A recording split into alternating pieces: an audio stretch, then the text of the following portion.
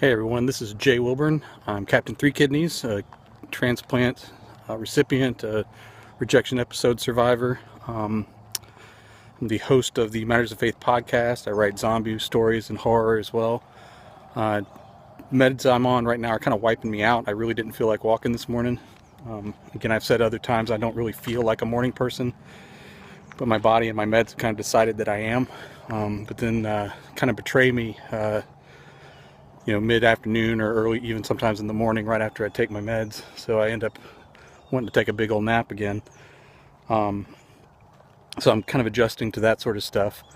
I'm walking anyway though, because I'm trying to maintain my health, keep weight down so I don't have additional problems there. Maintaining the diet, working on portion control and all those kind of things. So that's kind of the daily thing I'm going on. Got some writing done this morning and felt good about that. I would have rather have just kept doing that than get up and walk, but this is part of what I need to do. So working on that.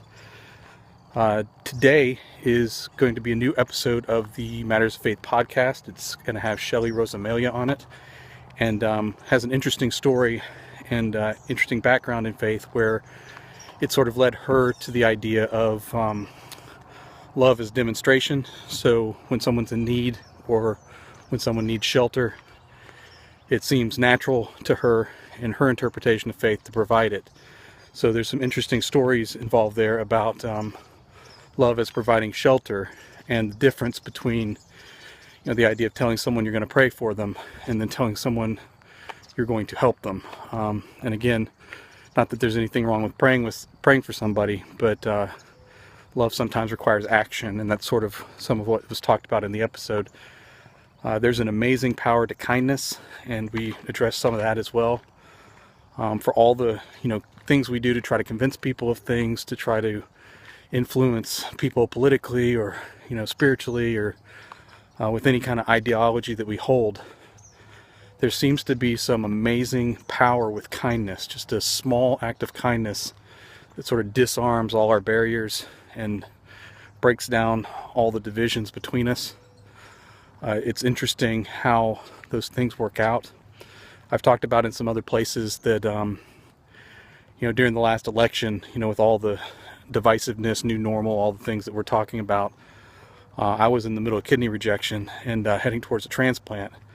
So even though I was aware of the election stuff going on, my attention was elsewhere. I just didn't have the energy to look at it. And while there were so many people that were at each other about their political divisions and that sort of thing, I received a lot of kindness from people on both sides, generosity, people reaching out. I couldn't have made it without everyone that stepped up from both sides of the political spectrum, from people of faith, people that identify as atheists, people all over the world that just kind of stepped up, sometimes financially, just to help us get over the hump of the big cost of going in initially, or helping me pay for meds as we were kind of getting adjusted to our new normal. And then just people that reached out in other ways, helping us find a place to stay, helping us with some logistical stuff, helping us with our kids while I had to be in isolation, and all sorts of things like that. And that kindness hasn't ended. As we've gone forward, people have continued to reach out, people have continued to provide support and encouragement, and ask if they could help, and be honestly willing to do so. It's vulnerable to be in a position where you have to take help from people, and sometimes it's easier just to isolate yourself. Sometimes it's easier to just step back and try to handle it all yourself, and then feel very, very much alone in that process. But my wife and I established a rule that we've talked about before, that at this phase in our lives, and hopefully forward, if somebody asks if they can help, you answer honestly. It's vulnerable, it puts you in a position of need, but the person asking to help is looking for a way to reach out with kindness, which is a powerful thing for both people, the person receiving, the person giving.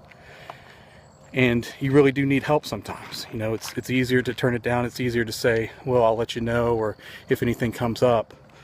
But when someone asks, look for something. Look at what the thing is that you need. And it could be small. It could be a ride somewhere. It could be, I got this thing broken in my house. Can you figure out how to help me fix it? Or all sorts of things like that that just lift burdens.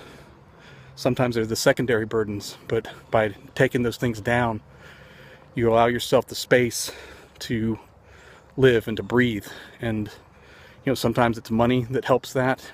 People willing to give just a little bit, and all the people who give a little bit add up to a lot. And that's how the charities work. Things like Scares That Care and other charities that I'm a big supporter of. But help is a big thing, because help is kindness, and we are willing to give it, but we also need to be willing to receive it, because people on both sides of that exchange become something different, and there's a connection that builds between people that's powerful and uplifting for both sides. So love and shelter is the theme of the episode with Shelly Rosamelia. If you look down if you're watching this on YouTube, down in the description there'll be a link to that episode, and you kind of hear her story, and it's a powerful one that I think will mean a lot to a lot of people. So thank you for listening, and I will talk to you again tomorrow.